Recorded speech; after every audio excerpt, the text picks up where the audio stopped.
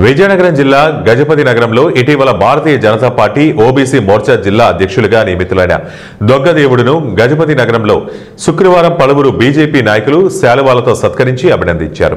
ఈ సందర్భంగా రాష్ట్ర కార్యవర్గ సభ్యులు రెడ్డిపావురి మాట్లాడుతూ బీజేపీ ప్రభుత్వం ప్రజలకు అనేక సంక్షేమ పథకాలు అందిస్తోందని చెప్పారు. ఓబీసీ మోర్చా ద్వారా జిల్లాలో ఉన్న ఓబీసీలకు ప్రభుత్వం ఆర్థిక సహాయం చేస్తోందని అన్నారు. ఈ కార్యక్రమంలో బీజేపీ జిల్లా ఉపాధ్యక్షులు అరిశెట్టి ఏడుకొండలు, గజపతి నగరం మండల పార్టీ అధ్యక్షులు మేటికోటి భాస్కర్రావు తదితరులు పాల్గొన్నారు. నమస్కారం. చాలా సంతోషం. ఈరోజు దొగ్గ దేవుడి గారికి భారతీయ జనతా పార్టీ విజయనగరం జిల్లా ఓబీసీ అధ్యక్షులుగా ఇవ్వడం జరిగింది. ఆయన అనేక సంవత్సరాలుగా బీసీల యొక్క అభ్యున్నతి కోసం కృషి చేస్తూ ఉన్నారు.